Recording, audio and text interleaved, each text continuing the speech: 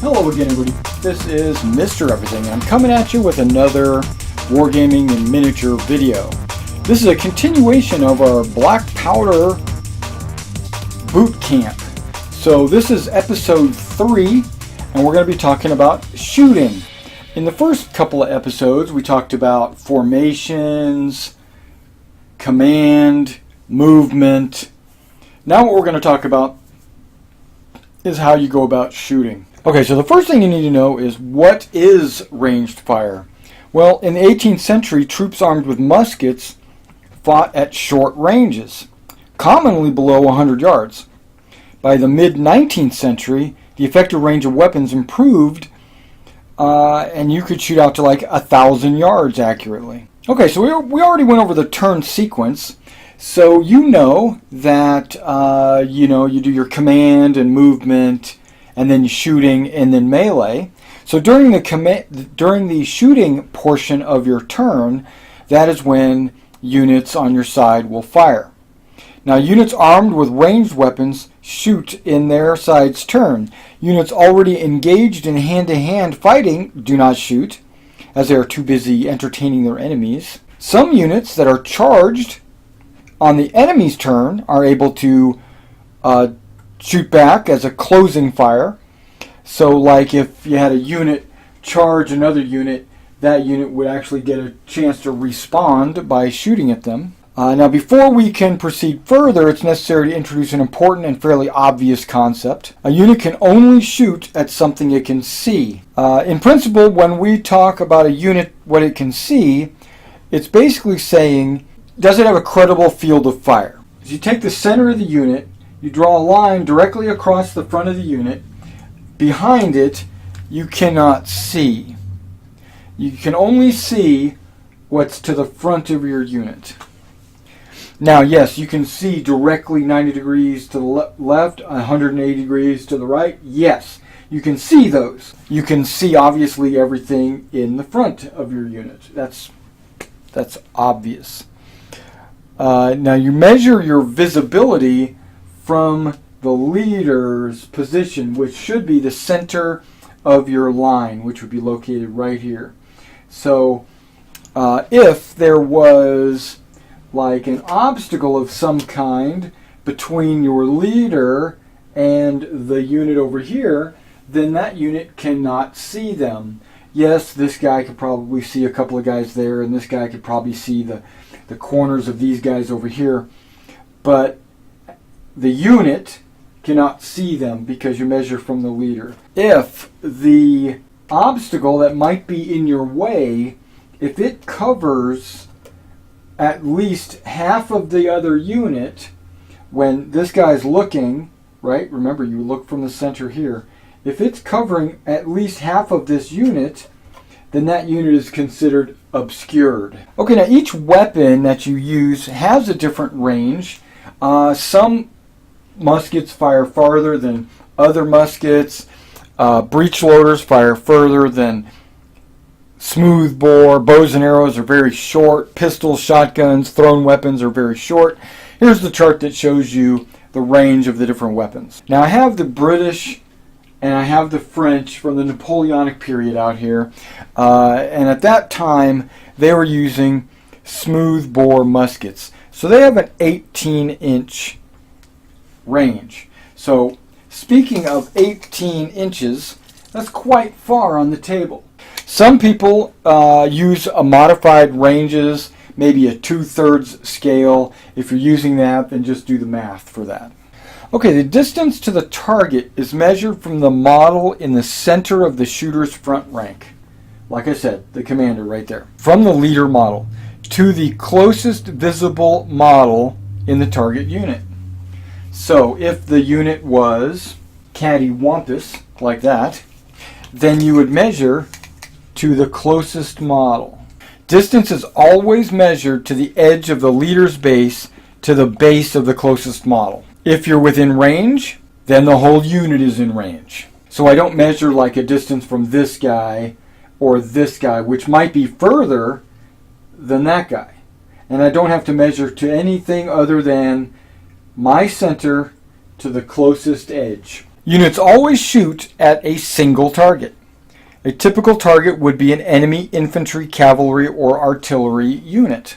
As noted earlier, individual commanders cannot be shot. Enemy units already engaged in hand-to-hand combat cannot be shot. A unit can only shoot at a target in its front quarter. Okay, what do I mean by that? If you draw a line on this last base from corner to corner and continue that line out like that, that generates a 45-degree angle. If you do this very same thing on the end unit from corner to corner and follow that line out, you get a front quarter of the unit. And as long as your target is within that area, you can shoot. A unit is not entirely free to shoot at any old enemy unit. In most situations, it must shoot at the closest enemy unit. If two units are equally close, then you can choose. Now there are exceptions. Units that are not clear targets. Closest visible enemy unit does not present a clear target, then it can be ignored. Okay, so far so good, right? Now let's say there's a building covering at least half of that unit.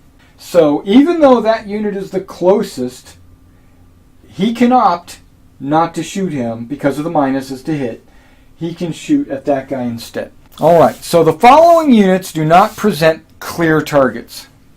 Units in skirmish formation. So let's say, if they had skirmish, if they were scattered in skirmish formation, you could ignore that one. Deployed artillery pieces, you can ignore that one. Or if you're only partially in the front quarter, you can ignore that. Or if they're partly in sight, like that, you can ignore. If they're occupying the building, and that one's not. Or if you can only see through narrow gaps. So if there's a very small, like trees or whatever, and the only way you could see them is if it was through a narrow gap, but you could see the other troops, then you could shoot the other troops. Okay, there we go. This is a hypothetical. Let's say that unit is closest, right? But because there's not a gap between the terrain and the friendly troops of more than 6 inches, they can opt, or they can't, shoot at them without it being a concealed cover. But they can shoot at them.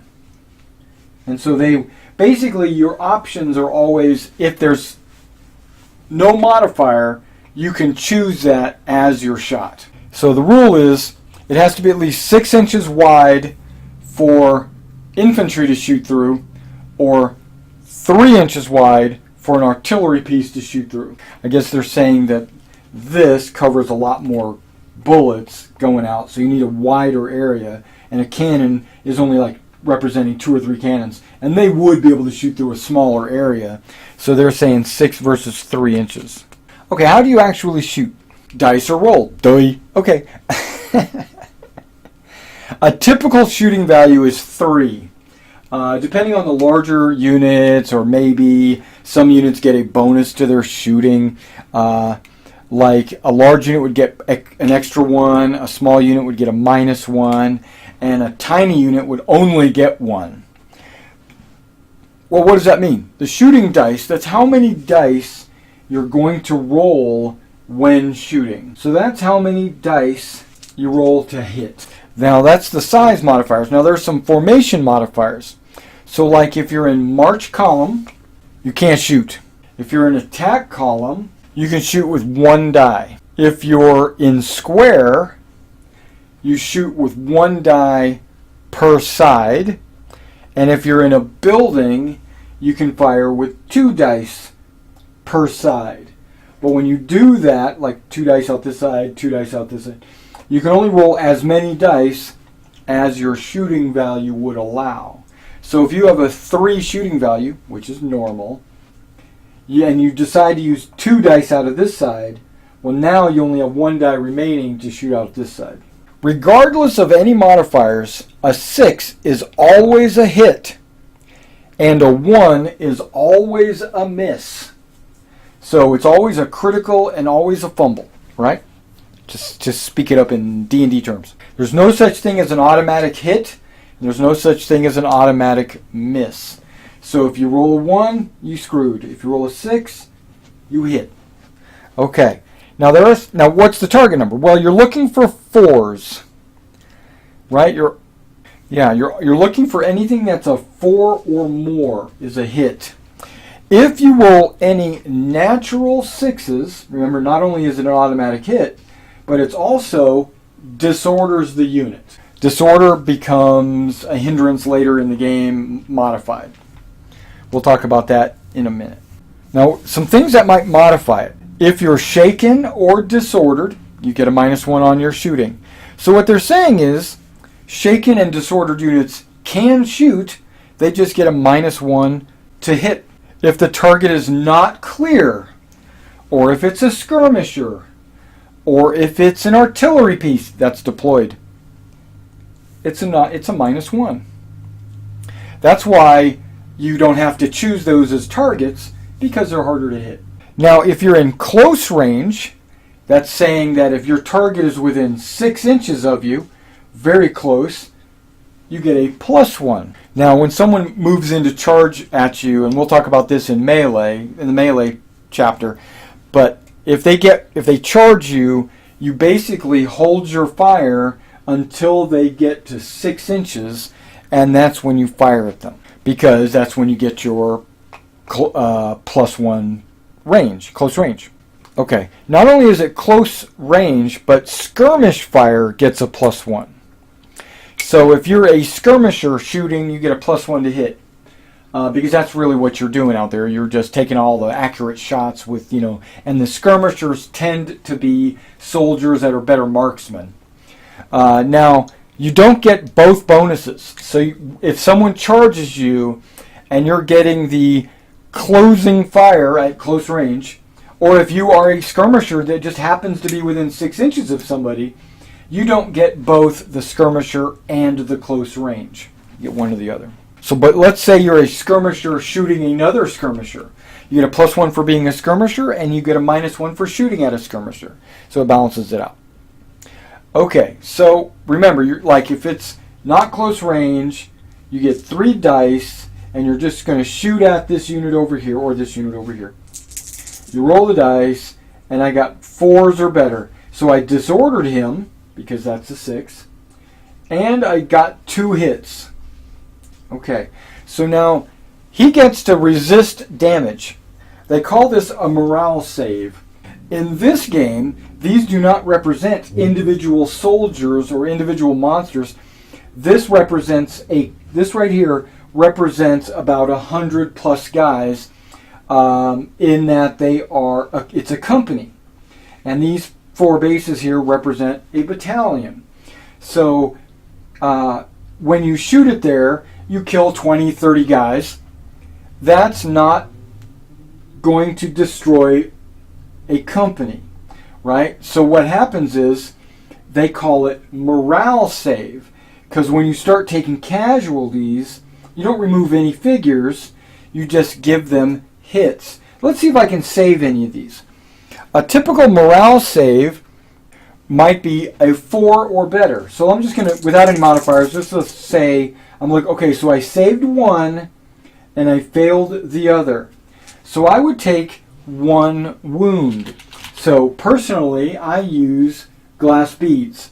The red glass beads represent blood, hits, sweat, whatever. I just put the glass bead next to him. This unit took a wound, but really it's called it's a stamina hit.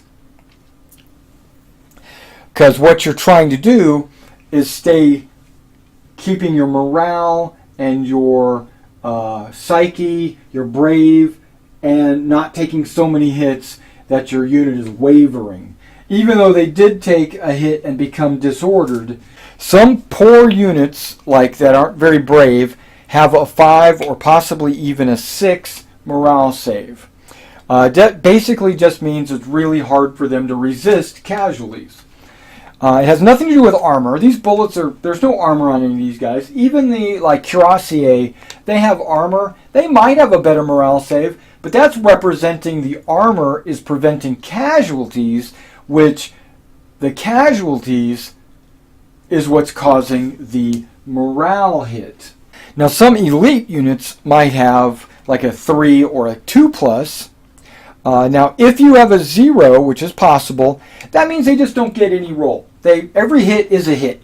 Now the morale save can be modified based on formation, if they're behind anything that's providing them cover, or if they're in a building or something like that. So like a unit that's in a square formation is going to get a bonus because he's emboldened and he basically has nowhere to run because the only place to run is inside the center of the square. Or an attack column because you're just a massive body of troops surging forward. So an attack column gets a +1 to their morale saves, and if you're in cover like behind walls or hedgerows or maybe even within woodlands, you get a +1. If you're inside of a building, you would get +2, and then if you're in a march column like that, you would have got a -2. So hypothetically, if you started with a 4, -2 would have means I would have had to have rolled a 6, which I did, but I would have to roll a 6 to resist casualties. If half or more of the target is behind cover, then that unit gets cover. So let's say they're like that. Well, that's not more than half of the unit. They're not in cover. But if this goes over the halfway point, that whole unit, even though these guys are exposed, this whole unit is still considered in cover. Okay, let's talk a little bit about casualties, right? Because you don't actually see the casualties. All you see is the hits, right? The morale hits. So there are a number of tokens that Warlord makes. You can buy them from Perry. You know, there's a whole bunch of other companies out there, Victrix. They make models of wounded soldiers. Now I could get some models, put them on little bases, and instead of the red token, I could put a little model of a soldier that's dead laying next to them. It would look better, but then you would have to have a ton of them, or it's easier to have a whole bucket full of these. Okay, shaken units. Units have a stamina value. What that is letting you know the threshold, or how many casualties, how much damage they can suffer before they start to become shaken. And most units have a 3. So like when this unit gets 3, then it is considered shaken. Now some units will have a larger or smaller value based on usually the size of the unit. Okay, a unit can suffer more casualties than its stamina value, but these casualties are only recorded for purposes of calculating break tests. So like, let's say you suffer 6 casualties from enemy shooting, you're more likely to break and flee than a unit that's only suffered 4 casualties. Now once these tests have been taken, all the casualties in excess of the unit's stamina value are immediately discarded. So if you take 100 points of damage and you don't break, it drops back down to 3. So then you stay shaken. So here's an example. A unit has already suffered 1 casualty from earlier shooting and is unfortunate enough to suffer a further 2 casualties and 2 more casualties from artillery fire.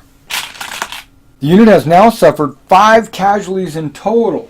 So remember, they started off with 1, and then 2 more from musket and 2 more from artillery. Now we're going to put these 4 just a little bit off to the side because we're noting that these happen right now. That was previous. As a unit has a stamina value of 3, it is shaken, and because it has suffered further casualties, a break test is required. Once the test has been taken, all casualties in excess of the unit's stamina are discarded, leaving 3 casualties. These 2, and that goes back in the bucket. Okay, disorder. Disorder can occur as a result of shooting or during close combat. Remember, if I roll a 6 when I shoot, you immediately become disordered. If the shooter rolls 1 or more 6s when rolling to hit, he becomes disordered. So basically what that's saying is, like, a bunch of people die here, a bunch of people die here, a bunch of people die there, and the units are all kind of like with gaps in them, and they have to figure out who's going to step up and get in the gaps and reform. The sergeant's screaming at them. Disorder. Now note that shooting can disorder a unit even if it passes all of its morale saves. So even though, like if I shoot this unit, let's say I do 3 hits, and one of them was a 6, and got a couple other hits or whatever, when he goes to do his saves, even if he doesn't take any of those because he makes, that's a good roll, makes all of his saves, the unit will still be disordered. Okay, it says disordered units must clearly be indicated by a suitable marker. A lot of people will use a cotton wool or a shell blast or gunpowder smoke or something like that to indicate that they're disordered. Now it'll stay disordered until the end of its own turn unless it is engaged in hand-to-hand combat, in which case the unit remains disordered until the end of the turn. Yeah, they're too busy fighting to reorganize. And when a unit is disordered, it gets these limitations. It cannot be given an order. Okay, so it's pretty much done, right? Can't give me a follow me, can't give me a rally, can't do anything. While a unit is disordered, it cannot act upon its own initiative. Okay, as you remember, units that are within 12 inches of the enemy can advance forward or back up, right? Not if you're disordered. It suffers a -1 to shoot and combat, which we'll discuss in a future video. If a unit is disordered, it gets a -1 penalty on break tests, so it's more likely to break because they're like confused.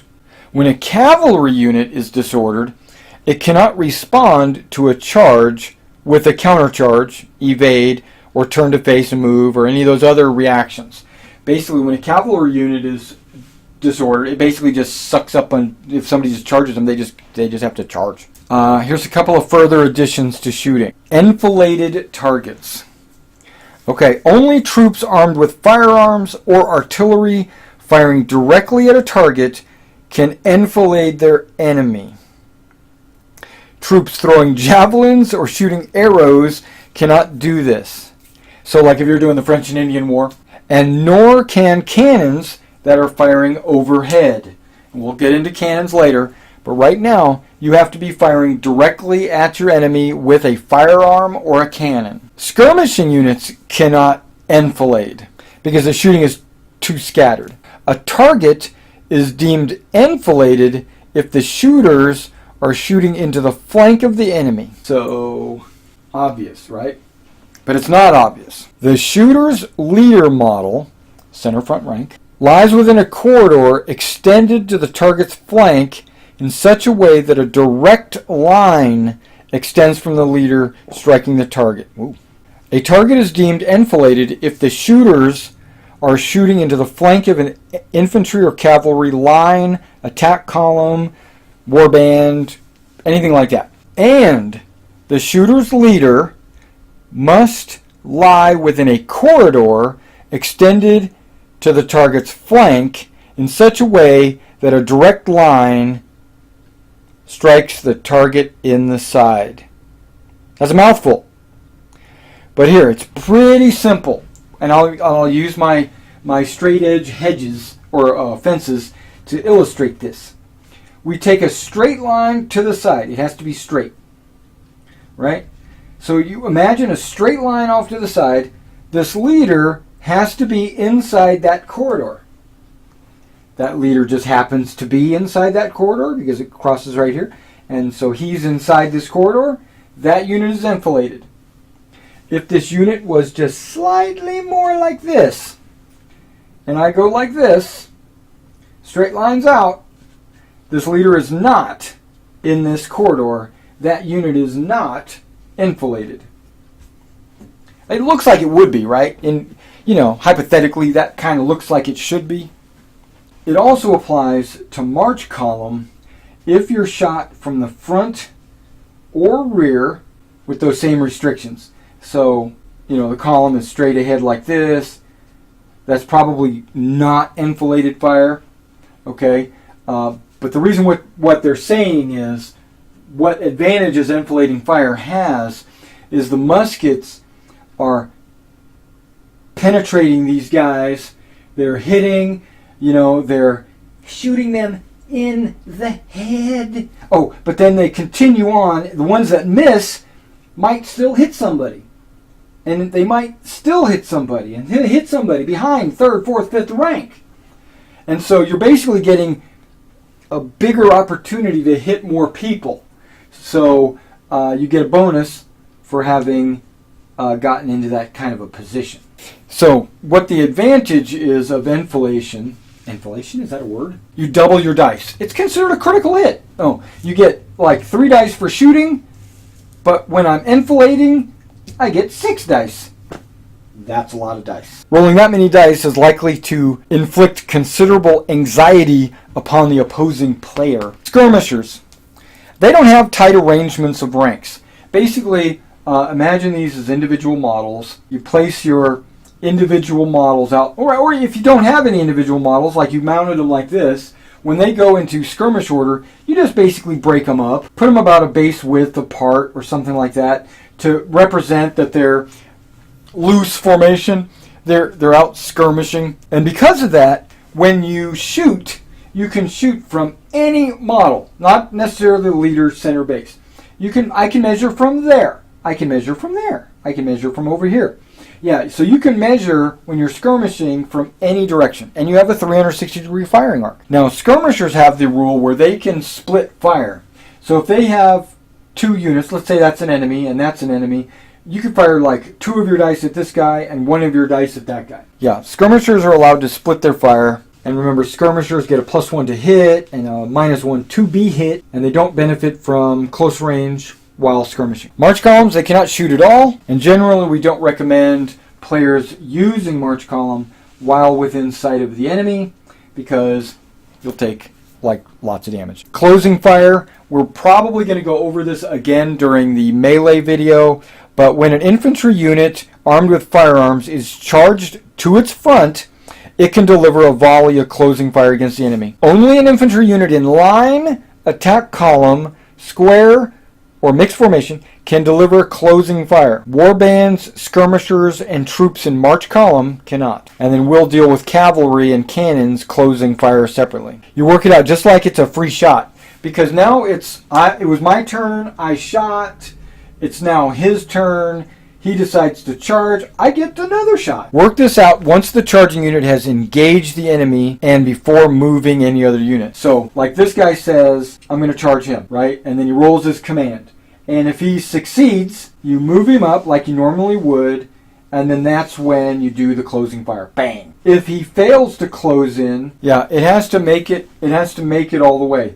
If for whatever reason he says he charged, he's 100 miles away, he rolls 3 moves, and it only gets to there, he doesn't get closing fire. He only gets the closing fire if they actually successfully engage. Now, the charger, who suffers so many casualties from closing fire that they are shaken, must make a break test counting the unit as engaged in combat. If the result of the test is to force the unit to retire, then the chargers are moved back the required distance without hand-to-hand combat being fought. Should chargers be unfortunate enough to be broken by closing fire, the unit is removed. In either situation, the charge has failed. If insufficient casualties are caused to merit a break test, or if the break test is passed, the opposing unit becomes engaged and both sides are part of the following round of hand-to-hand combat. A unit can only shoot closing fire once during any turn. A unit that shoots a closing fire and breaks the target or forces it to retire can't shoot again if charged by a different enemy in the same turn. Now, if the charger attempts to engage more than one enemy unit, and this guy wants to charge this whole thing,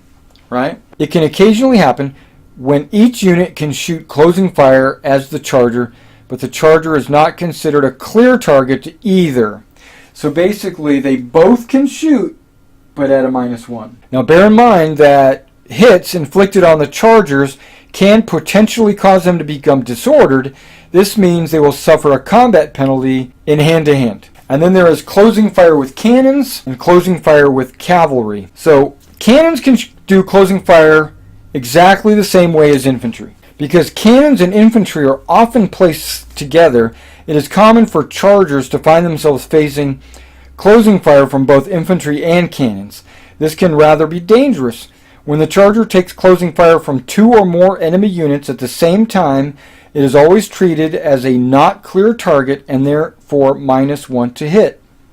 So just like, so if I charge here, he doesn't get a -1. But let's say I had him attached to this infantry unit. When this guy charges in, he's going to get closing fire from both of them, but it will be a -1. Now that -1 is not that big of a deal because closing fire is done at point blank, which gives you a +1, so it basically balances out. Okay, closing fire with cavalry. If they're armed with pistols or carbines, and a lot of them were, receive a charge at the halt and instead deliver closing fire from their enemies. This generally proved disastrous when put into practice, but for those who wish to buck the trend, will permit it as an alternative to countercharge. Well, I know this video might be forever, but I wanted to make sure that you get all the shooting rules, because guess what? Black powder is shooting. That's the name of the game. Black powder, that's what you put in your musket. Let's talk about traversing targets. Now sometimes you'll get a situation where an enemy unit moves right across the front of another unit. Because he's within 12 inches of the enemy, he cannot wheel or turn, or he can only go forward and backwards. So in situations where the enemy charges across the front of a unit and they're within 12 inches of that unit and at least moved at least half the frontage, so like if I go to there, that doesn't count, but if I go to there, I moved at least half of this unit's frontage.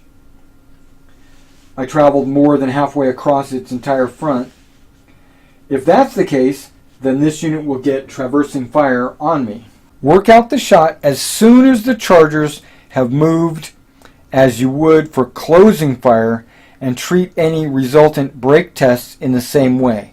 Note that ranges can be no longer than up to 12 inches, so only apply the +1 to hit modifier for shots within 6 inches.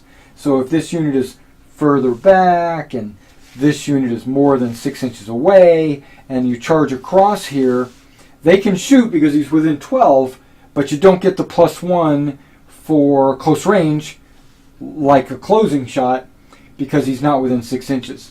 So you just work out your shots, and if this shot breaks him and this closing fire probably would break him or whatever, then he flees. These situations also seen where you have infantry in a building and in squares. In these cases, units can shoot from a side of a building or square if they're traversed in a manner described above. Let's say the Brunswickers are in this building right here, and then this unit decides to charge across here. The Brunswickers can use 2 of their dice to fire on them as they traverse their front. Now in the case of artillery units, the half frontage rule is a little generous because basing sizes of artillery pieces is not universal. Basing sizes is really up to the player and how they get it to fit, and all measurements are measured from the cannon, so they're being generous. Thanks for coming out and checking out this video. Hope you learned something about black powder and shooting, and the next video is going to be a short one, and we're going to focus on artillery pieces. Alright guys, I'll see you on the table.